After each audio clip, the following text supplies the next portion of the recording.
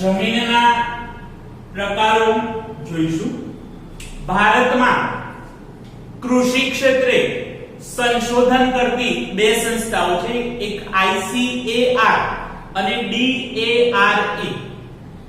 જેમાં ICAR એટલે કે Indian council of agriculture research, જેને ગુજરાતીમાં ભારતીય કૃષિ સંશોધન પરિષદ તરીકે ઓળખવામાં આવે છે. તો આ ICAR નામની સંસ્થાએ ભારતીય જમીનને 8 પ્રકારમાં વહેંચી છે. જેમાં પહેલા નંબરમાં કાપણી જમીન, બીજા નંબરમાં રાતી કે લાલ જમીન, ત્રીજા નંબરમાં કાળી જમીન, ચોથા નંબરમાં લેટેરાઇટ જમીન, પાંચમા નંબરમાં રણ પ્રકારની જમીન, છઠ્ઠા નંબરમાં પર્વતીય પ્રકારની જમીન, સાતમા નંબરમાં જંગલ પ્રકારની જમીન અને આઠમા નંબરમાં દલદલ કે પીટ પ્રકારની જમીન. એમ 8 પ્રકારો ICAR Indian council of agriculture research ભારતીય કૃષિ સંશોધન પરિષદે આપેલા છે. ફરીથી એકવાર 8 પ્રકારોની વાત કરું છું. કાપણી જમીન, રાતી કે લાલ જમીન, કાળી જમીન, લેટેરાઇટ જમીન, રણ પ્રકારની જમીન, પર્વતીય પ્રકારની જમીન, જંગલ પ્રકારની જમીન અને દલદલ કે પીટ પ્રકારની જમીન. હવે આપણે સૌથી પહેલા જોઈશું કાપણી જમીન. તો કાપણી જમીન એ ભારતમાં કુલ ક્ષેત્રફળમાંથી લગભગ 43% ક્ષેત્રફળમાં એ ફેલાયેલી છે.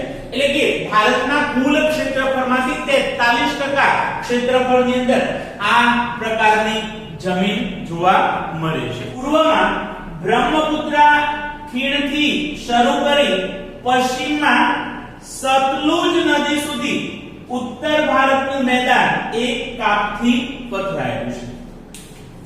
બ્રહ્મપુત્રા નદી એ અસમની અંદર વહે છે. તો પૂર્વમાં બ્રહ્મપુત્રા નદીથી પશ્ચિમમાં સતલુજ નદી સુધી એટલે પંજાબ સુધી 1800 કિલોમીટરનો વિસ્તાર એક કાપથી પથરાયેલો છે, જેને આપણે ઉત્તર ભારતનો મેદાની પ્રદેશ તરીકે ઓળખીએ છીએ. ત્યાર પછી દક્ષિણ ભારતમાં નર્મદા, તાપી, મહાનદી, ગોદાવરી, કૃષ્ણા અને કાવેરી ખીણ પ્રદેશમાં કાપની જમીન આવેલી છે. એટલે કે દક્ષિણ ભારતની અંદર જે પ્રમુખ નદીઓ છે, જેમ કે નર્મદા, તાપી, મહાનદી, કૃષ્ણા, કાવેરી, ગોદાવરી, તો આ નદીઓના ખીણ પ્રદેશમાં એ કાપની જમીન જોવા મળે છે. મહાનદી, ગોદાવરી નદી, કૃષ્ણા અને કાવેરી નદીના મુખ ત્રિકોણના પ્રદેશમાં આ પ્રકારની જમીન આવેલી છે. નદીઓ જ્યારે મેદાની પ્રદેશની અંદર આવે છે ત્યારે બે ભાગની અંદર વહેંચાઈ જાય છે, ત્યારે એ મુખ ત્રિકોણનો પ્રદેશ તૈયાર થતો હોય છે.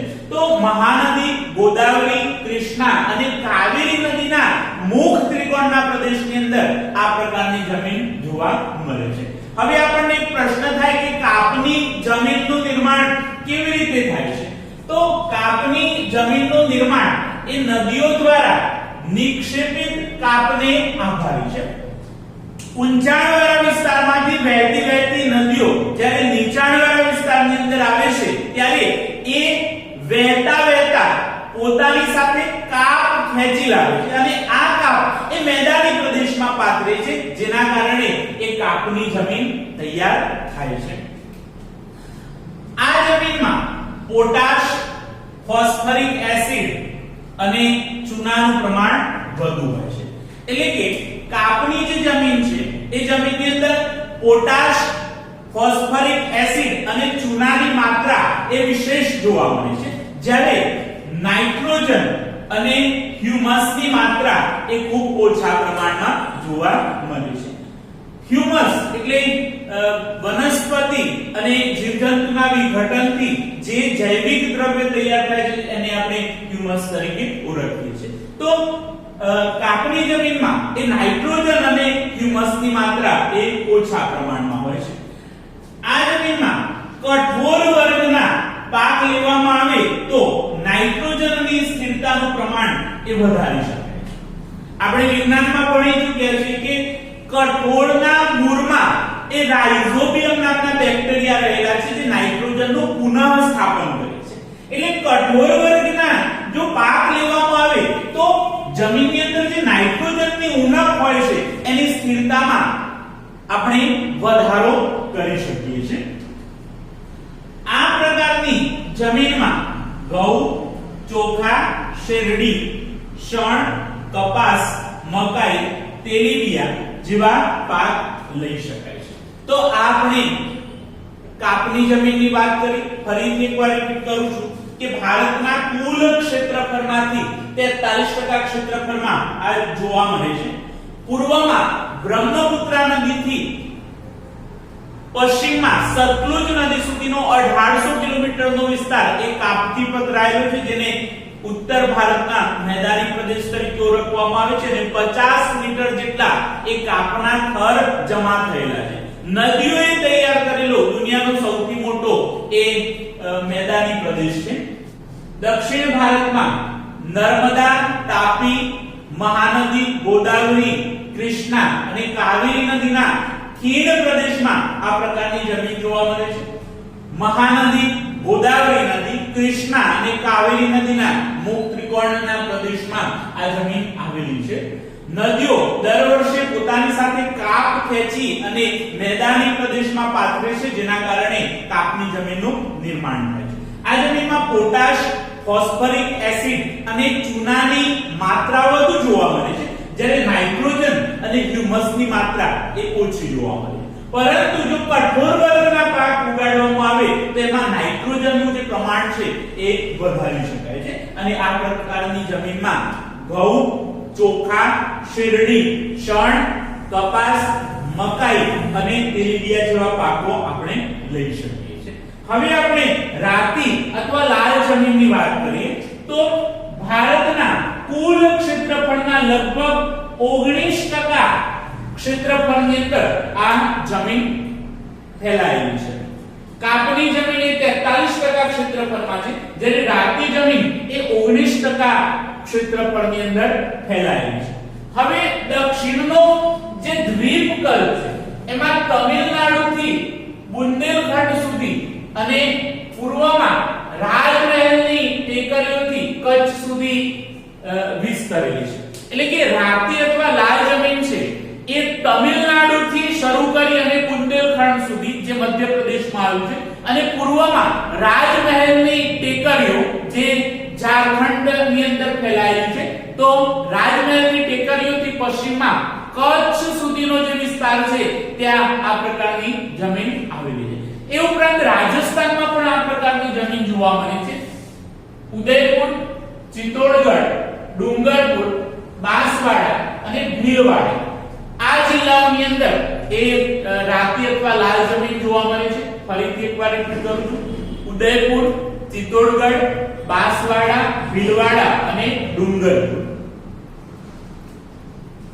ફેરિક ઓક્સાઇડની હાજરીના કારણે આ જમીન લાલ રંગની બને છે તથા નીચે જતા પીળા રંગમાં ફેરવાઈ જાય છે. આ જમીનની અંદર ફેરિક ઓક્સાઇડનું પ્રમાણ વધુ હોવાથી આ જમીન એ લાલ રંગની દેખાય છે, અને જેમ જેમ નીચે જઈએ એમ આ જમીન એ પીળા રંગની અંદર પરિવર્તિત થાય છે. આ જમીનની અંદર ચૂનો, કાકરા અને કાર્બોનેટનું પ્રમાણ મળી આવતું નથી. એટલે કે ચૂનો, કાકરા અને કાર્બોનેટ એ આ જમીનમાંથી પ્રાપ્ત થતા નથી. આ જમીનમાં મેગ્નેશિયમ, ફોસ્ફેટ, નાઇટ્રોજન અને પોટાશની ઉણપ હોય છે. એટલે કે આ તત્વો જેવા કે મેગ્નેશિયમ, ફોસ્ફેટ, નાઇટ્રોજન અને પોટાશની ઉણપ જોવા મળે છે. આ જમીનમાં આપણે બાજરી, કપાસ, ઘઉં, જુવાર, અરસી જેનો આપણે મુખવાસમાં ઉપયોગ કરીએ છીએ, મગફળી અને બટાકા જેવા પાકો લઈ શકાય છે. તો આ આપણે રાતી જમીન અથવા લાલ જમીનની વાત કરી. ફરીથી એકવાર રિપીટ કરું છું. કુલ ક્ષેત્રફળના 19% ભાગની અંદર આ જમીન ફેલાયેલી છે. દક્ષિણના દ્વીપકલ્પીય પ્રદેશમાં તમિલનાડુથી બુંદેલખંડ સુધી અને રાજમહેલની ટેકરીઓથી કચ્છ સુધી આ જમીન આવેલી છે. રાજસ્થાનમાં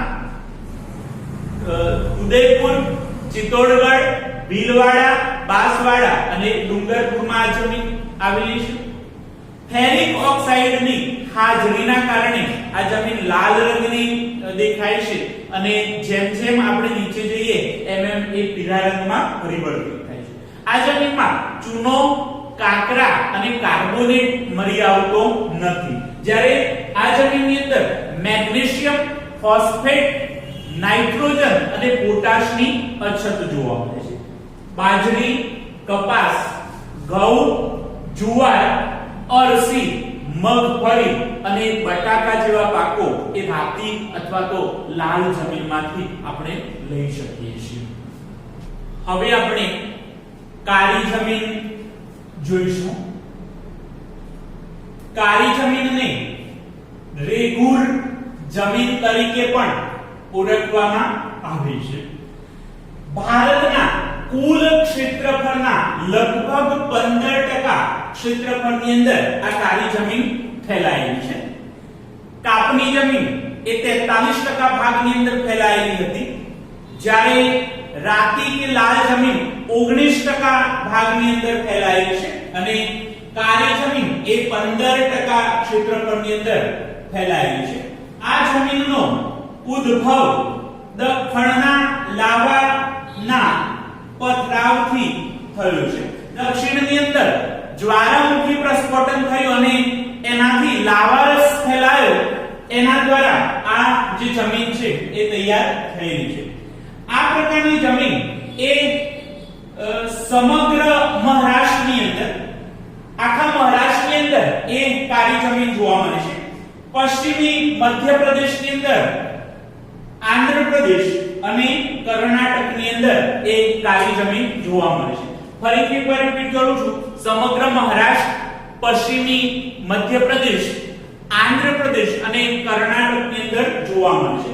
એ સિવાય ગુજરાતની અંદર દક્ષિણ ગુજરાતના પ્રદેશોની અંદર અને મધ્ય ગુજરાતના કેટલાક પ્રદેશોમાં આ જમીન જોવા મળે છે, જેમ કે સુરત, ભરૂચ, નર્મદા, વડોદરા, તાપી અને ડાંગ જિલ્લાની અંદર એ કાળી જમીન જોવા મળે છે.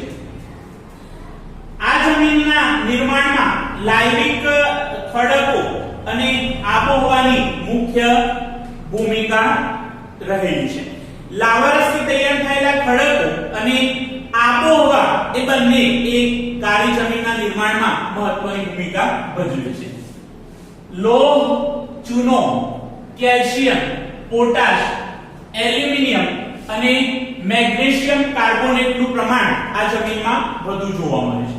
ફરીથી એકવાર લોહ, ચૂનો, કેલ્શિયમ, પોટાશ, એલ્યુમિનિયમ અને મેગ્નેશિયમ કાર્બોનેટનું પ્રમાણ વધુ હોય છે. આ જમીનની ફળદ્રુપતા એ ઘણી સારી હોય છે, એટલે કે ફળદ્રુપ જમીન છે અને આ જમીનમાં ભેજનો સંગ્રહ કરવાની શક્તિ પણ વધુ હોય છે. આ જમીનની અંદર માટીના કણો એકબીજાની નજીક હોવાના કારણે એ ભેજનો સંગ્રહ વધુ થાય છે. જ્યારે ભેજ સુકાઈ જાય ત્યારે તેમાં તિરાડો પડતી હોય છે. ધીમે ધીમે પાણી સુકાઈ જાય, એટલે કે ભેજ સુકાઈ જાય એ પછી આ જમીનની અંદર તિરાડો પડવા લાગતી હોય છે.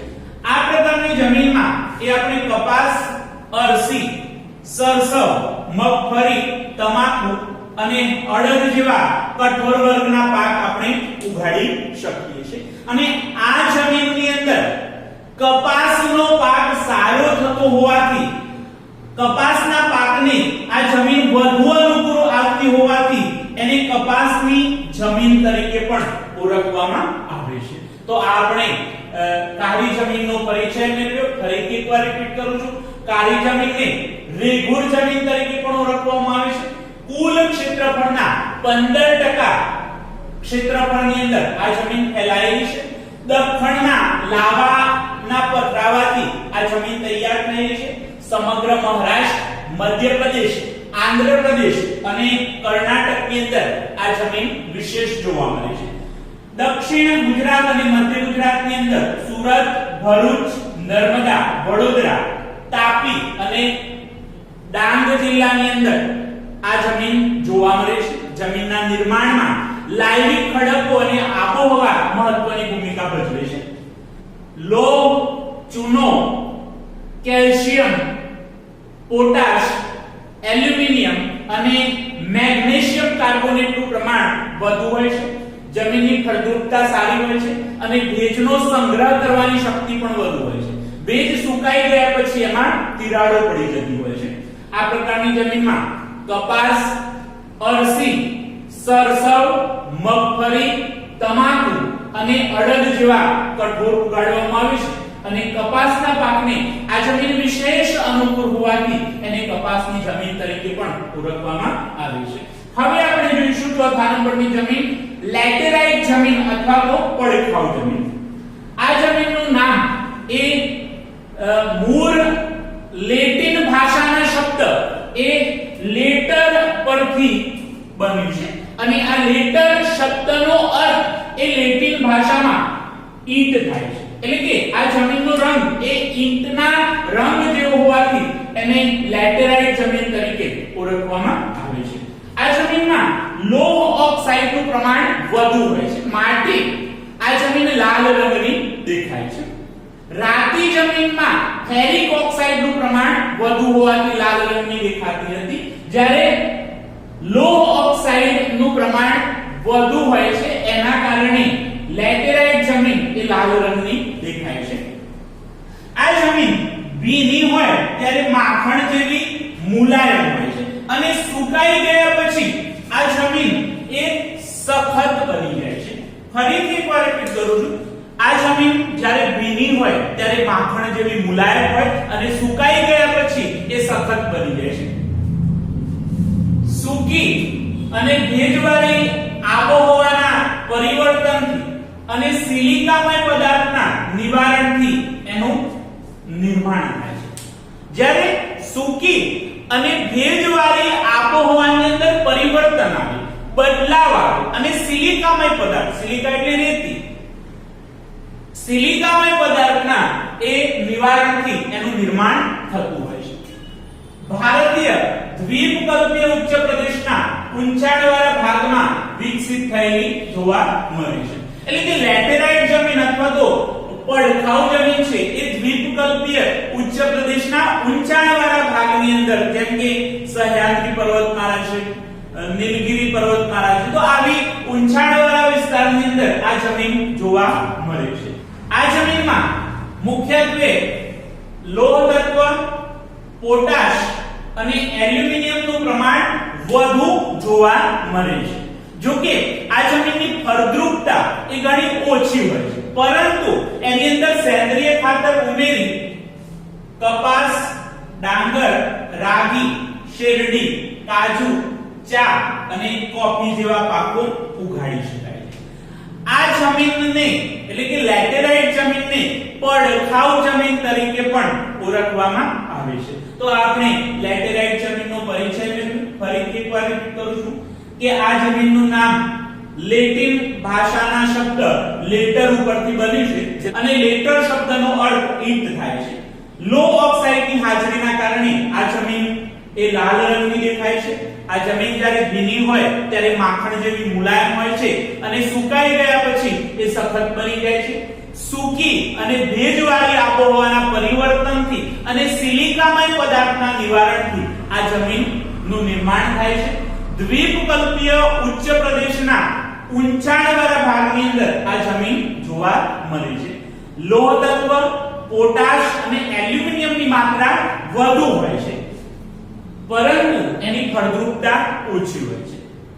ખાતર ઉમેરી અને કપાસ, ડાંગર, રાગી, શેરડી, કાજુ, ચા અને કોફી જેવા પાક ઉગાડી શકાય છે અને આ જમીનને પડખાઉ જમીન તરીકે પણ ઓળખવામાં આવે છે.